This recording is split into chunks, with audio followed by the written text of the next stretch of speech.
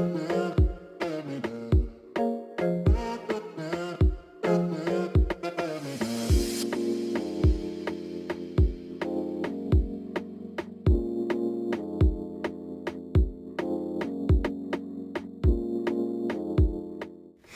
friends, welcome back to the channel Relocate with Kaya. I am Kaya. I provide online support for families, individuals, and employees looking to move abroad. I provide them with relocation, country-specific resources. And on our channel, Rich and I talk about and discuss our own personal journey of moving from Philadelphia, Pennsylvania to Johannesburg, South Africa with our beautiful daughter, Nina. So today, Rich and I are just chatting about our experience of attending, technically it's our second Brai. We completely forgot that when we first moved here, we had the wonderful invite from our landlord's parents. When we first arrived, they invited us to their beautiful home for Brai. So technically this past Thursday was our second Brai. So we're just going to talk about that, and then and just our thoughts on attending the Human Rights Day Festival this past Sunday. So yeah, so Rich, take it from here. Well, do you want to go over the first one first? Yeah, okay, yes. We should do the second first, or the first second? The first Brai, yes. So, prior to moving, we heard, that Brais are pretty common in South Africa.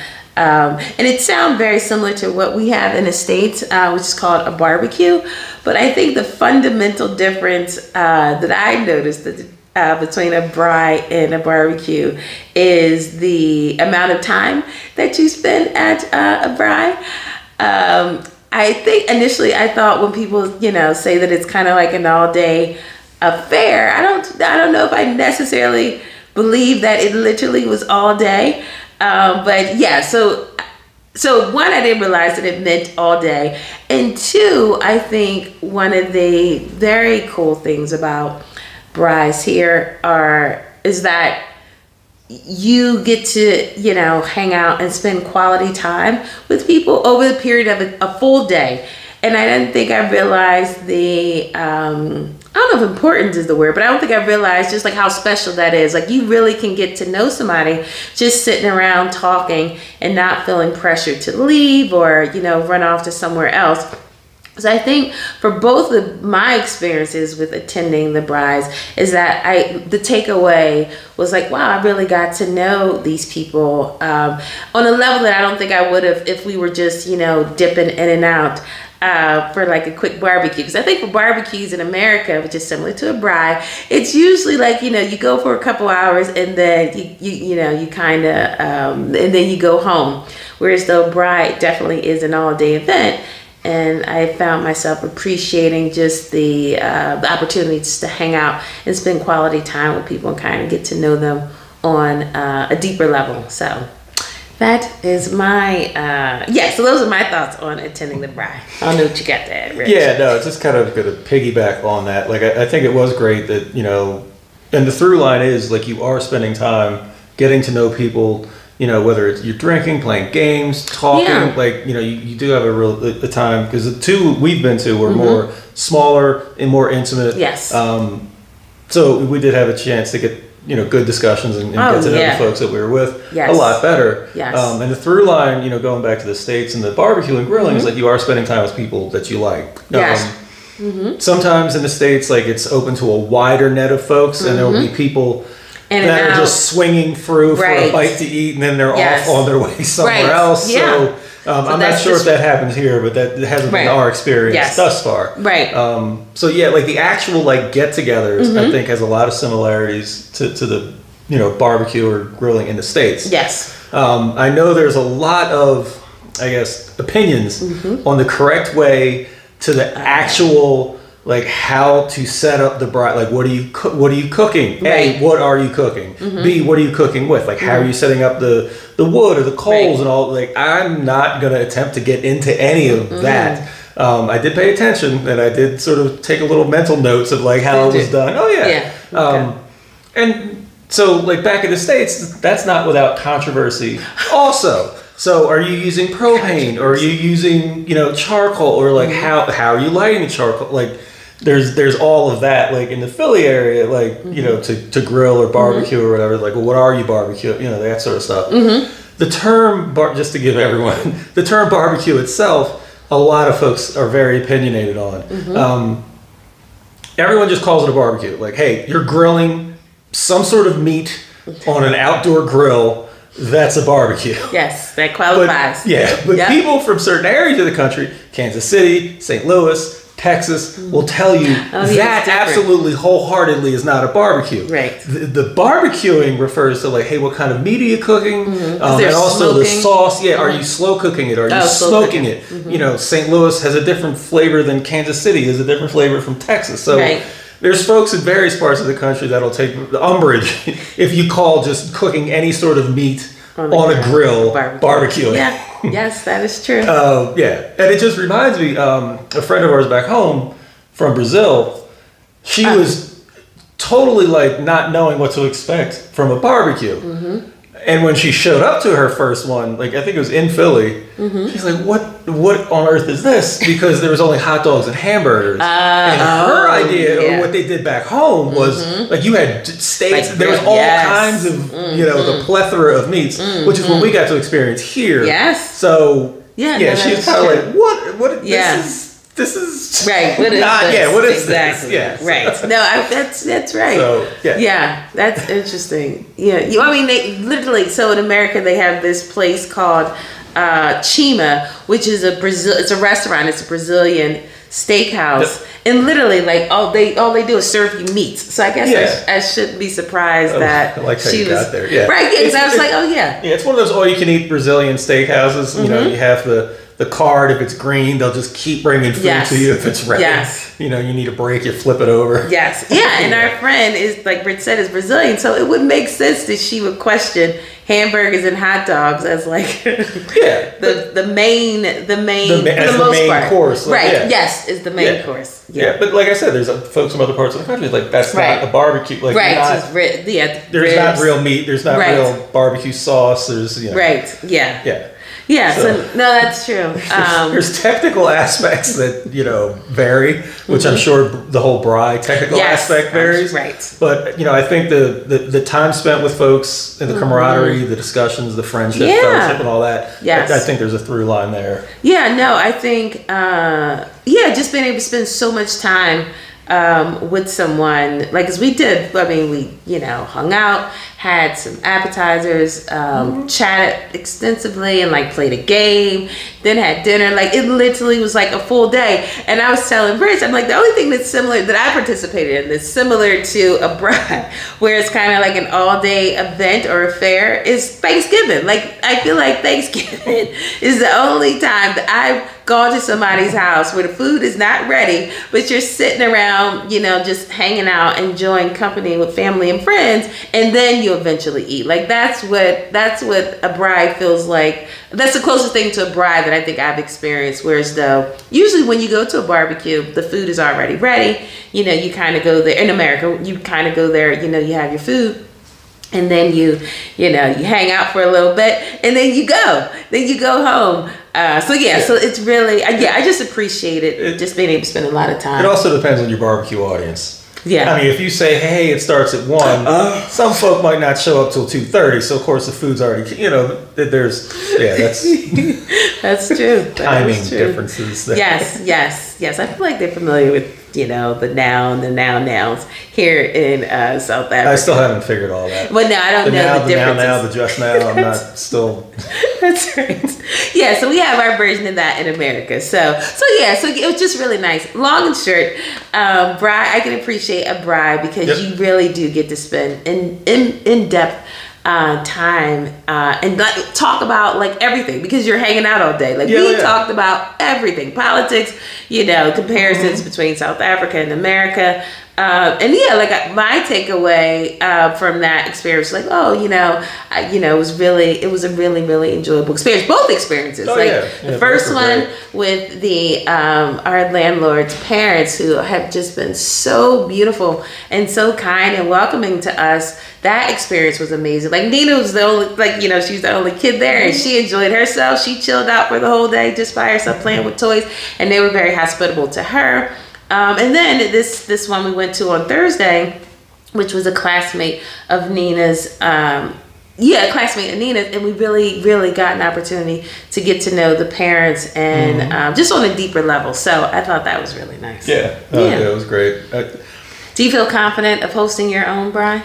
I will host an event of putting meat on a grill and having people over. I don't know if I would broadcast it as a Brai just yet. Just stick with Americana. Americanize it. I'll call it a barbecue. That's right. That is correct. And we will serve more than hot dogs and hamburgers. Yeah. Oh, you don't want to go classic American? No. Hot dogs, hamburgers. No. Potato salad. Yeah. Well, we did have potato salad and this Brai, and it was delicious. So no. It wasn't out of a tub from the supermarket. No. This was homemade. Yeah, it was delicious. So that was our Brai experience. Yeah. Great company, and just great quality time. Mm-hmm. So then on Sunday, so Saturday, was really nice. We got to hang out with the Joneses, and Assad, his wonderful family, and there were a couple other expats that came with their spouses and kids. For the meetup. So Saturday was really nice, just getting to spend time with other families. And then on Sunday, we had the opportunity to attend the Human Rights Festival, which I didn't realize it was an all weekend event. Yeah. So it was the Sunday event at Constitution Hill that we went down to before they did their walk. We got there before they did the walk. We knew we couldn't do the walk because of Rich, because of Rich's heel. Can't walk, really. Right, exactly. Rich wasn't. He's not in a position to do a lot of walking, but we still just wanted to go and partake in the event. Mm-hmm. So we had really no we didn't know what to expect. Mm-hmm. So we went there, and it was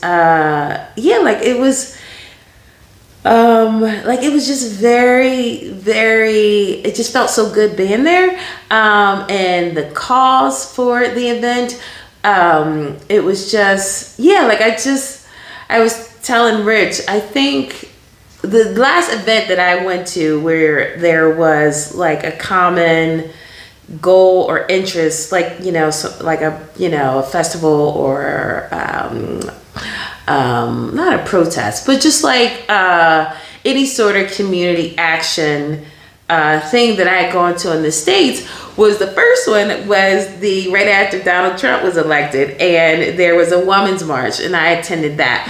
And that felt that felt really powerful to me, because I felt like all these women had an objective, and that I felt like a sense of community with that particular march. And then unfortunately not too much came of it after that. I think there were a couple marches after, but definitely not like the first one. And then the second march we went to was the second march that I went to. Well, no, you went to that one too. Was during the summer of 2020, where there were all the protests for George Floyd, and we had gone to one in our neighborhood, and that felt really good. So that was the last type of big event marches that I had attended, or we had attended in the States. And attending this festival on Sunday definitely gave me the same feeling. But I think for me, it was even more special because I feel like this was not just for a particular group of people or for a particular cause. What they were celebrating or having a festival for was a collective of people, and over different, pretty much the topics were consisting of what's in the Constitution, and just, supporting that and talking about that. And it just felt very inclusive. And just very inspiring because the people, like to me, because Rich and I always talk about, the comparison of, what it's like being here and what's like being in America, and just like when there's opportunities and things that we experience in America, we can kind of experience here. I think one of the takeaway from this event was just how it felt like, like everyone was included. Like I felt like there wasn't a group of people that wasn't represented for this festival. And it just, it just made me feel so good. I just, can't help but just talk about, just the direction I feel that South Africa, or just like, not the direction. What is the direction? But I feel like Rich and I were talking about the Constitution. Like I feel like the Constitution in America is almost 200. Is it almost 200 years old? Yeah, it's old. So it's a little stale and dated. And I feel like, like Rich said, it's like it was written for that time. So I feel like it's exclusive and it doesn't include everyone. Yeah. Whereas though the Constitution here, it literally is like an umbrella. And I feel like there isn't a demographic that they don't miss, and then people that they don't include. And that to me is the pillars of the Constitution here. It was definitely refreshing. Well, first, like the atmosphere was the level of positive energy was something that I noticed. Like as soon as we got there, it's like, wow, this is refreshing. It's uplifting, energizing. Like it was really good to see that many people. And just kind of feel that energy, it was all positive. In the crowd. Yeah. Something you had mentioned was like the amount of young people that were participating. Yes. Was very good to see. Yes. Like young. Yeah, like little kids. Everybody. Yeah, young. And a lot. At this point, a lot of folks to us are young. That's right. In general, but yes, actual young folks. Yeah. And like you said, like while obviously there's still work to be done with everything, like they were tying, the pillars of the Constitution to, what they were doing there today and how that can impact tomorrow. And it was just really refreshing to kind of like remind people of, hey, this is what it is, this is what it can be, and this is kind of what we should be striving for. That's correct. Compared to the States, like obviously old Constitution, had perhaps, or it did have some good, notions and ideals there, but like, at the very heart of it, it was designed for a subset of folks. Yeah. It was kind of exclusionary from the beginning. And, that sort of gets played out over time. Whereas what feels like here in South Africa, it was like, hey, everyone was included, and then these pillars are what you need to strive for. And that is inclusive in its nature. Yes. So that's great. Yeah. I lost my thought. Anyway, I forget where I was going to go. Yeah, no, I think, and I think too, that's why in America, I feel like the Constitution should be this living, breathing thing. And I feel like there's so few changes that have been made to it over this period of time. And I think that's to its detriment. Like, I feel like we're just in a country, we are in a country with a new democracy. And it just feels like, oh, this is how it could be done. Like, globally, like including everyone, not speaking to everyone in society and not just particular groups of people. I just really do feel like South Africa is the template, and it can be the template for other countries. And I think because their constitution is so young is why I feel like it's so inclusive, because they're working from a period of now as opposed to 200 or 100 years ago. I just think that at its core, it was designed to be that way. Right. It doesn't matter, like, at some point, that's going to be 200 years old. Right. You know what I mean? Like, right. I think it's just fundamentally, like, the viewpoints they try to put into it. Like, it doesn't really matter when you did it. Well, I think it does, because I feel like it speaks to the time. Like 200 years ago, everybody would not have been included. Yeah, no, the U.S. was not designed to have everyone's voice be represented, included, and all. That's not right. So yes, I think that when this was written, I definitely think was in a time where it was definitely informed by what preceded it and what they wanted Yes. to do after that. That's right. Yes. Yeah. So it was just, I mean, there are moments where I teared up a bit because I'm like, God, this just feels so beautiful and so right and so genuine. And because again, and I can't reiterate this enough, like America is so centered on groups and segments of people and populations, and everybody's so disconnected. And I felt so connected to the people, and we're not, obviously we're not from here, but you just feel like a genuine energy and vibe of, no, you are welcome here, and we are all striving for the greater good of the community and the environment that we live in. And it just felt amazing, absolutely amazing. Yeah, and I'm so glad we went. And I think Nina had a good time. She couldn't see anything, so that's why we were holding her the entire time. But yeah, like it was just, I'm glad that she had an opportunity to experience it. And I definitely look forward to attending events and just learning more about South Africa. Like just learning more about this country that we are living in. Yeah, no, definitely. I'm glad we went down there. Yeah. And it might be another example of something we probably wouldn't have done in the States. No, but, I was trying to think. Like, if they're doing something at City Hall or whatever. Right, right. Like, yeah, no. Well, I mean, yeah. I feel like, because like, since we're in the birthplace, like since we're in Philadelphia, like 4th of July is a big deal there, but I don't think we attended too many events. No. And I think too with America, everything is like, we're the best. Yeah. And it's just like, that's not what this festival was about. Had a purpose, had a message. It's not just, it's 4th of July. Right. We're going to put a concert on. Yeah. And then you're going to see some fireworks. Right. And there's going to be thousands upon thousands of people. Right.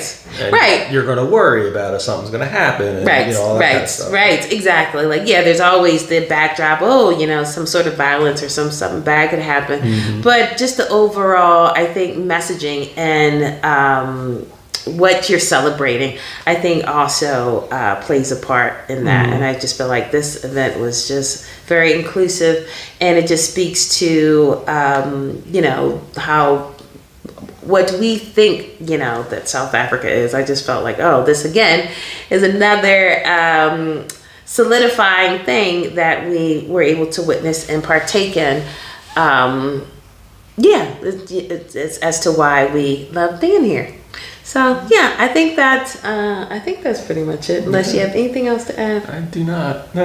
Yeah. So we just wanted to share with you guys, just a little bit more on our Brai experience. And because I know everyone was like, you enjoy your Brai. We absolutely did. It was amazing. We got to really know the parents of Nina's good friend, and